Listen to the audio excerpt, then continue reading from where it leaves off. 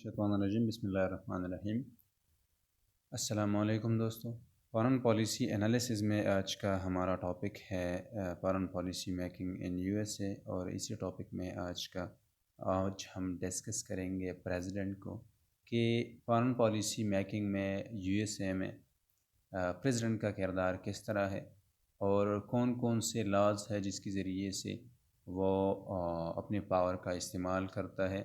یا foreign policy میں ہم بیسیکلی یہی ڈسکس کریں گے، فوکس یہی رہے گا کہ فارن پالیسی میں اسی کی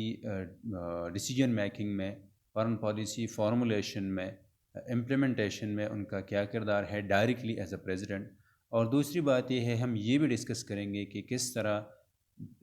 فارن پالیسی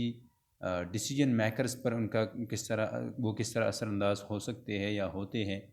اور کس طرح انڈائریکٹلی وہ کنٹرول کرتے ہیں ہول سٹرکچر کو، فارن پالیسی امپلیمنٹیشن کی جو جتنی بھی سٹرکچرز ہیں، فارن پالیسی امپلیمنٹیشن میں جو کردار جو ہے جو رولز اپنا کردار ادا کرتے ہیں ان پر کس طرح ان کا کنٹرول ہوتا ہے، جو ڈیسیجن میکرز ہوتے ہیں ان پر کس طرح کنٹرول ہوتا ہے پریزیڈنٹ کا۔ سب سے پہلی بات یہ ہے کہ ہم کہتے ہیں کہ یو ایس پریزیڈنٹ جو ہے، چونکہ ہم یہ بھی کہتے ہیں کہ ہی از دا موسٹ پاورفل پرسن، یا ہم کہتے ہیں کہ یہ ایک بہت بڑا ایک پاورفل اتھارٹی ہے، ان کے ساتھ ہم کہتے ہیں فارن پالیسی کی اگر لینس سے ہم دیکھیں یا اسی اپروچ سے دیکھیں یا فارن پالیسی کی دائرہ کار میں اگر ہم دیکھیں تو پریزیڈنٹ جو ہے ہم کہتے ہیں کہ دنیا کو ریپرزینٹ کرتا ہے پریزیڈنٹ، یا ہم یہ کہتے ہیں کہ ایک آفیشیل وائس ہے فارن پالیسی کا، یا فارن افیئرس کا، یا یو ایس کو دنیا میں ریپرزینٹ کرتا ہے پریزیڈنٹ، یا پریزیڈنٹس جو ہوتے ہیں وہ دنیا میں یو ایس اے کو یا یونائٹڈ اسٹیٹس یا امریکہ کو ریپرزینٹ کرتے ہیں۔ دوسری بات یہ ہے کہ ایک تو یہی بات ہو گئی، دوسری بات یہ کہ as head of the government he formulate foreign policy,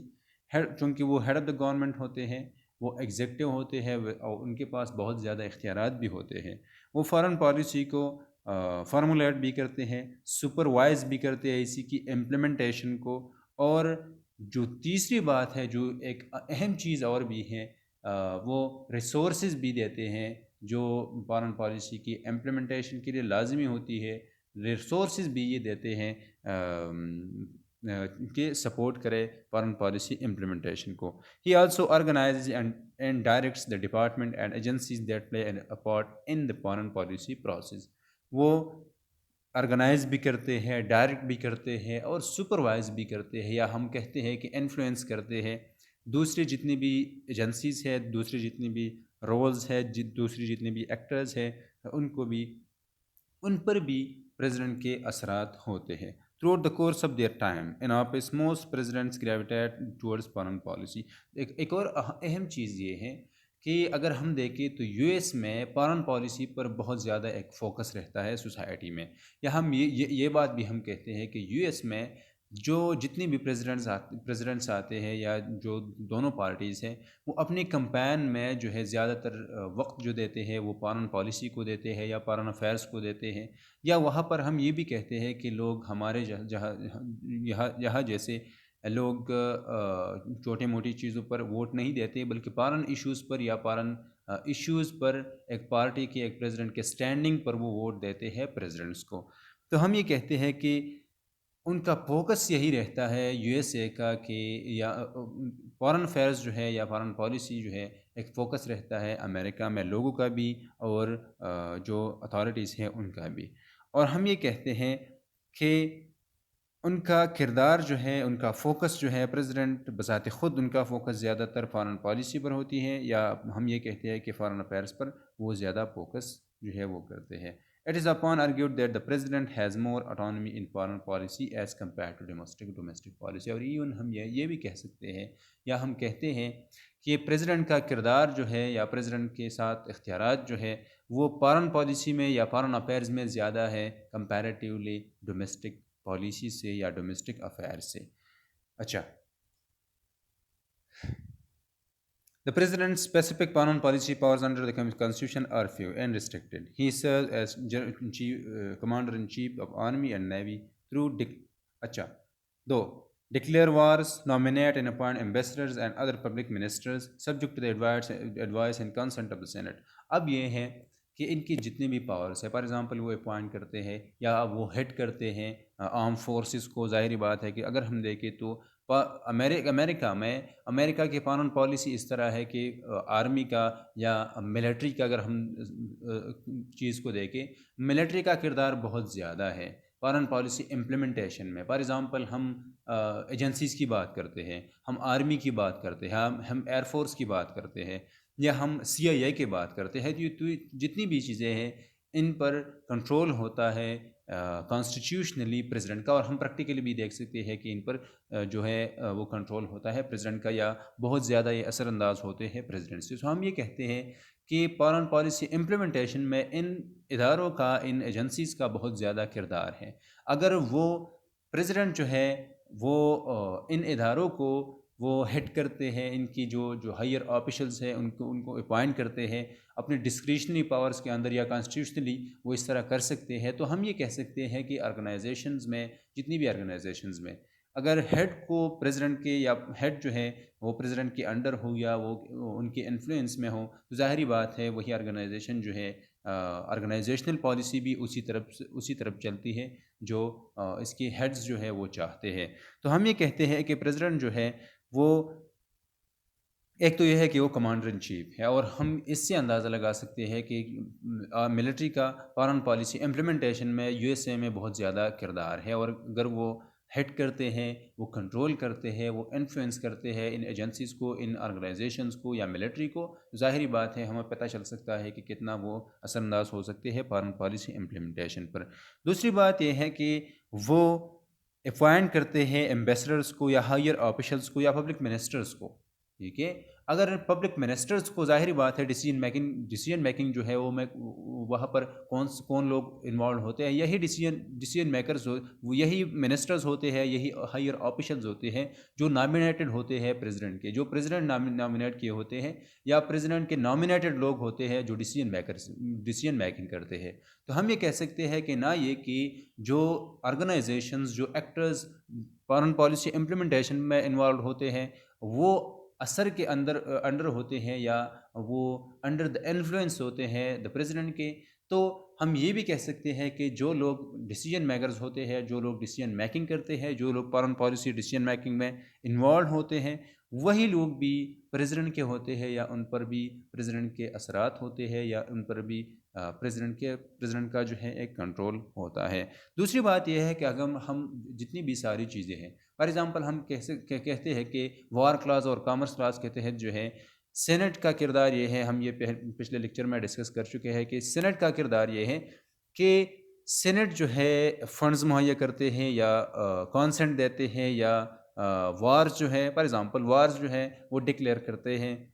Saint جو ہے صرف سینٹ وار جو ہے یہ ڈکلیئر کر سکتا ہے. دوسری بات یہ ہے کہ فنڈز کامرس کلاس کے اندر ہم کہتے ہیں کہ جتنی بھی فارن ایکٹیویٹیز ہے, جتنی بھی فار ایگزامپل ایگریمنٹس ہے یا دوسری چیزیں ہیں, ان چیزوں کے لیے فنڈز جو ہے وہ اپروو کرتے ہیں سینٹ. تو ہم یہ ایک مطلب یہ ہے کہ پریزیڈنٹ اور سینٹ کا دونوں کے ساتھ دونوں ایک دوسرے کے ساتھ بہت دونوں جو ہے وہ انٹر ڈیپینڈنٹ ہے, دونوں ایک دوسرے پر انٹر ڈیپینڈنٹ ہے. اور دوسری بات یہ ہے کہ دونوں کا کردار فارن پالیسی میں بہت زیادہ نمایاں ہے. تو یہاں پر ہم کہہ سکتے ہیں کہ اگر ہم ہسٹوریکلی US میں دیکھیں, دوسری US کی ہسٹری کو دیکھیں, تو ہم یہ کہہ سکتے ہیں کہ پریزیڈنٹ مختلف طریقوں سے یہ فار ایگزامپل وہ کامرس کلاس کو اس طرح مطلب سائڈ لائن کر سکتا ہے کہ ان کی اپنی ڈسکریشنری پاورز کے تحت وہ فنڈز جو ہے وہ ایشو کر سکتے ہیں یا اپنی طرف سے جو ہے ایک چیز کے لیے فنڈز جو ہے وہ ایشو کر سکتے ہیں. اور دوسری بات جو ہے جو اہم ہے وہ یہ ہے کہ وار کلاس کی ہے کہ وارز ڈکلیریشن آف وار جو ہے یہ صرف اور صرف کانگریس کا کام ہے یا صرف اور صرف کانگریس جو ہے وہ وار ڈکلیئر کر سکتا ہے ایک ملک پر. لیکن اگر ہم ہسٹری کو دیکھیں تو US کی ہسٹری میں تقریباً 5 یا 6 مرتبہ US نے وار ڈکلیئر کیا ہے ایک ملک میں. اور جتنی بھی ادر ایکٹیویٹیز ہے فار ایگزامپل آج کل اگر ہم دیکھیں تو 1945 کے بعد جو ہے آج تک یو ایس اے انوالوڈ ہے، ملٹری اس کی انوالوڈ ہے یا ڈائریکٹلی وہ انوالوڈ ہے دوسرے ممالک میں. تو سوال یہ اٹھتا ہے کہ اگر سینٹ جو ہے وہ مطلب وہ وار کو ڈکلیئر کرتا ہے تو کس طرح یو ایس کے جتنی بھی انٹرونشنز ہے، جتنی بھی جو جہاں جہاں پر وہ ڈائریکٹلی انوالوڈ ہے وہ کیسے. تو یہ اس ایسے کہ وہ پریزیڈنٹ جو ہے وہ سینٹ کو اس طرح سائڈ لائن کر سکتے ہیں کہ ہم کہتے ہیں کہ جو کنگریشنل اتھورائزیشن ہے ٹو یوز فورس، دوسرے ممالک میں کانگریشنل ویسی ہی کانگریشنل اتھورائزیشن لی جاتی ہے. یا ہم پولیس ایکشنز کی بات کرتے ہیں کہ پولیس ایکشن کے لیے جو ہے کانسنٹ لینا کانگریس سے ضرورت نہیں ہوتی. تیسری بات یہ ہے کہ ہم جو لمیٹڈ آپریشنز کی بات کرتے ہیں. لمیٹڈ آپریشنز کی بات یہ ہے کہ ہم کہتے ہیں کہ کچھ مہینوں کے لیے، تقریباً 2 یا 3 مہینوں کے لیے پریزیڈنٹ جو ہے وہ ایک ملک میں ایک فارن ایونٹ میں یا ایک فارن ملک میں جو ہے وہ ملٹری کو انوالو کر سکتا ہے. تو ہم یہ کہتے ہیں کہ اگر فار ایگزامپل 2 مہینے کے لیے، 3 مہینے کے لیے، 1 سال کے لیے، ایک لمیٹڈ وقت کے لیے اگر پریزیڈنٹ جو ہے وہ آرمی کو انوالو کرتا ہے تو ظاہری بات ہے کہ سینٹ بعد میں مجبور ہوتی ہے کہ وہ انہی آپریشنز کے لیے فنڈز بھی مہیا کرے، یا سینٹ جو ہے وہ اس طرح نہیں کر سکتا کہ یہ انٹرونشنز جو ہے یہ روک لے. تو ہم یہ کہہ سکتے ہیں کہ ڈکلریشن آف وار جو ہے ایک ریئر چیز ہوتی ہے یا ہسٹوریکلی ہے یو ایس کی فارن پالیسی میں. زیادہ تر چیزیں جو ہوتی ہیں یا پریزیڈنٹ جو وار کلاس کو یا سینٹ کو سائڈ لائن کرتے ہیں وہ کانگریشنل اتھورائزیشن کے ذریعے سے، پولیس ایکشنز کے ذریعے سے اور لمیٹڈ آپریشنز کے ذریعے سے یا لمیٹڈ آپریشن کے نام پر وہ پریزیڈنٹ جو ہے وہ کانگریس کو سائڈ لائن کر سکتے ہیں. اچھا، make treaties by and with the advice of the senate provided 2/3 of the senators present concur. اچھا، though the president's specific powers may be few, his role in foreign policy many believe is crucial. جس طرح ہم نے پہلے یہ بات discuss کی. Executive agreements. اب ایگزیکٹو اگریمنٹس یہ ہے کہ اگر ہم ٹریٹیز کی بات کرتے ہیں کہ ٹریٹیز کی اپروول جو ہے لینا ہوتا ہے پریزیڈنٹ کو کانگریس سے یا سینٹ سے، تو ایگزیکٹو اگریمنٹس جو ہے یہ بھی پریزیڈنٹ اپنے ڈسکریشنری پاورس کے اندر، یا ہم یہ کہہ سکتے ہیں کہ پریزیڈنٹ جو ہے وداؤٹ اینی کنسنٹ سینٹ سے وہ ایگزیکٹو اگریمنٹس جو ہے یہ دوسرے ممالک کے ساتھ کر سکتے ہیں. Which have largely replaced the conversion process of treaty making, comprise most of understandings and commitments between US and foreign governments. اچھا،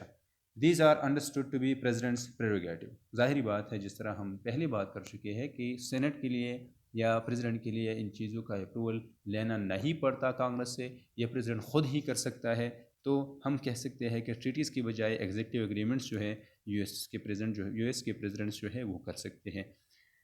اچھا، وہ کوٹ آپریشنز کی بات اگر ہم کرتے ہیں، as a commander in chief the use of force it has discretion. Covert operation are actually the powers in which he can undermine the senate. Use of force میں ڈسکریشن یا ڈسکریشنری پاورز میں آتا ہے covert operations بھی، police action, limited operation, covert operation, اور تیسری جو چیز یہ ہے وہ ہے اوپن اینڈیڈ کانگریشنل اتھورائزیشن کے ذریعے سے ملٹری وہ انوالو کر سکتا ہے ایک فارن ملک میں، ایک فارن ایشو میں. دیر آر اچھا، as a commander in chief the use of force, یہ بات تو ہو گئی. President often relied on open ended congressional authorisation to use force, یہ ایک اور چیز ہے. یونائٹڈ نیشنز ریزولوشن کا بھی وہ سہارا لے سکتے ہیں، نیٹو کا بھی وہ جو ہے وہ سہارا لے سکتے ہیں یا لیتے ہیں. اچھا، اور دوسری انٹرنیشنل آرگنائزیشنز کے وہ سہارا لے سکتے ہیں تاکہ سینٹ سے جو ہے وہ آتھرائزیشن جو ہے وہ لے ایک فارن انٹرونشن میں یا ایک فارن ملک میں ملٹری کو انوالو کرنے میں. یہ تو جتنی بھی چیزیں تھیں یہ کامرس یا خصوصاً وار کلاس سے ریلیٹڈ تھی کہ کس طرح فارن پالیسی میں یا فارن پالیسی امپلیمنٹیشن میں ان کا ایک بہت نمایاں کردار جو ہے یہ نظر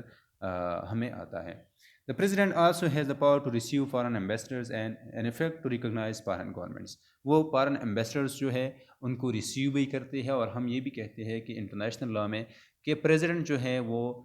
ایک ایمبیسڈر کو واپس بھی بیچ سکتے ہیں، یا ہم یہ بھی کہتے ہیں کہ صرف اور صرف پریزیڈنٹ جو ہے وہ سائن کرتے ہیں یا اجازت دیتے ہیں ایک ایمبیسڈر کو کہ وہ ایک ملک کے ایمبیسڈر اپنی ہی ملک میں جو ہے وہ ایکسیپٹ کر دے. اور ہم یہ بھی کہہ سکتے ہیں کہ ہم یہ بھی کہتے ہیں کہ انٹرنیشنل لا میں صرف اور صرف پریزیڈنٹ یہ کر سکتا ہے کہ ایک ایمبیسڈر کو ریجیکٹ کرے. تو یو ایس پریزیڈنٹ جو ہے وہ بھی اس طرح ہے کہ فارن ایمبیسڈرس کو وہ جو ہیں وہ ریسیو کرتے ہیں، ان کی کانسنٹ کے بغیر کوئی بھی ایمبیسڈر نہیں بن سکتا. اور یو ایس میں جو یو ایس کے جتنے بھی ایمبیسڈرز ہوتے ہیں وہ بھی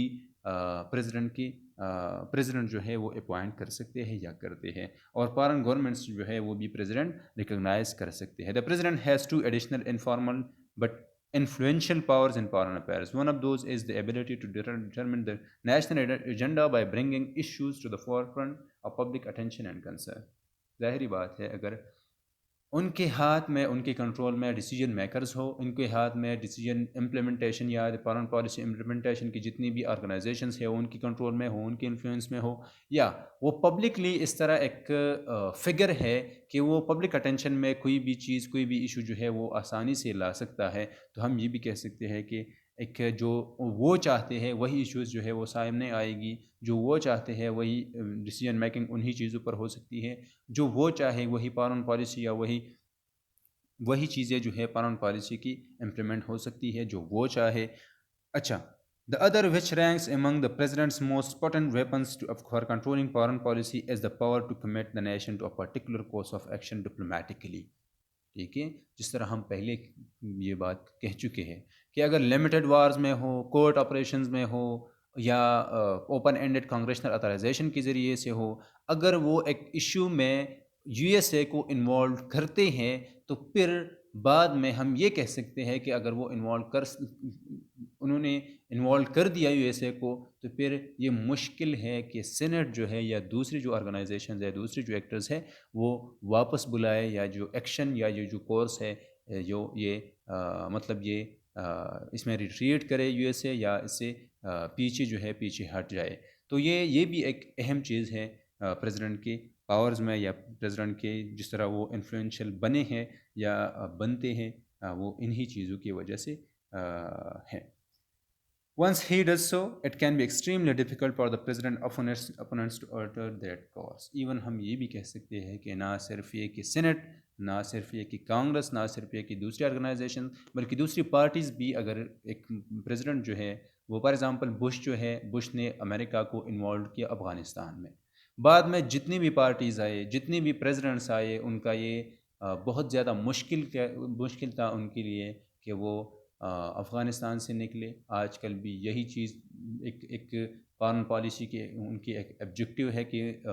جتنی بھی امریکن فورسز جو ہے وہ انوالوڈ ہے دنیا میں، ان کو واپس بلائے. لیکن یہ چونکہ وقت میں پریزیڈنٹ کے اپنی ہی پاورز کی، انہوں نے ڈفرینٹ جو پریزیڈنٹس تھے انہوں نے اپنے پاورز کا استعمال کیا، اور آج کل دنیا میں امریکہ جو ہے وہ انوالوڈ ہے بہت زیادہ جگہوں میں. تو ہم یہ کہہ سکتے ہیں کہ اس سے بھی بہت زیادہ چیزیں اور بھی ہیں جو رہ جاتی ہیں. ہم پتہ چلتا ہے کہ فارن پالیسی میں، یو ایس کے فارن پالیسی میں پریزیڈنٹ جو ہے ان کا بہت بڑا کردار ہے، بہت زیادہ وہ اثر انداز ہوتے ہیں فارن پالیسی میکنگ پر، فارن پالیسی امپلیمنٹیشن پر، جتنی بھی آرگنائزیشنس ہیں ان پر، جتنی بھی ایون ہم یہ کہہ سکتے ہیں کہ جتنا ہی سیٹ اپ ہے اسی سیٹ اپ پر وہ اثر انداز ہو سکتے ہیں فارن ایشوز میں یا فارن افیئرز میں.